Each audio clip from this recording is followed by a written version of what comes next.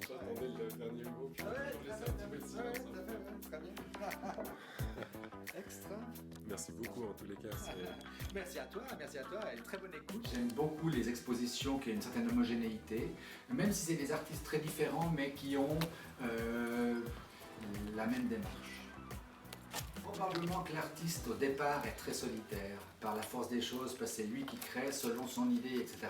Mais finalement j'ai beaucoup d'affinités avec d'autres artistes avec qui je n'ai pas de lien créatif particulier, mais dont j'apprécie énormément le travail. Par exemple, Novera, que j'aime beaucoup, comme Christian Hussler, comme différents artistes qui font des choses que j'apprécie, qui reprennent souvent des déchets, qui reprennent souvent des choses trouvées dans la rue. La rue avec justement ce que je photographie, les pochoirs, les égouts, les poubelles, avec les objets que je trouve et que j'inclus, avec les affiches qui en font partie. Bon, les affiches, c'est ce qui est le plus visible dans mon travail parce que c'est des grands formats, etc. Mais ce n'est pas l'essentiel. Mais la logique est toujours la même. C'est toujours récupérer et remettre en scène des objets qu'on ne voit plus. C'est un changement de sens, c'est-à-dire que quelque chose qui était une affiche devient un déchet et du déchet on fait une recomposition et on en fait un tableau. Donc ça change complètement de sens. Le collage se fait sur un marouflage, sur un lit d'affiches pré-encollé, enfin que je colle, et après je fais les collages sur ce marouflage, puis après c'est tendu sur le cadre.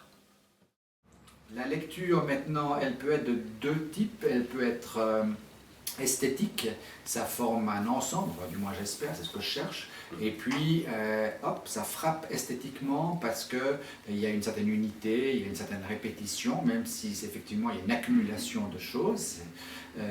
Et ça c'est la première lecture.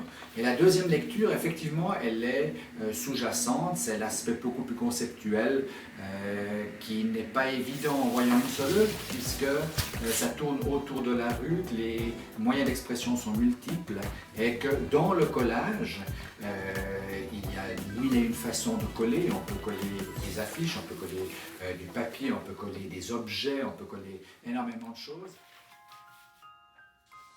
La visibilité est relativement bonne d'attraction.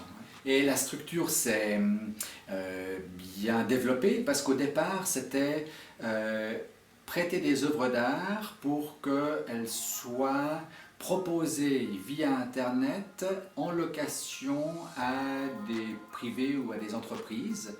Et puis après, c'est ouvert la galerie au boulevard Karl Vogt. Donc ça s'est extrêmement développé.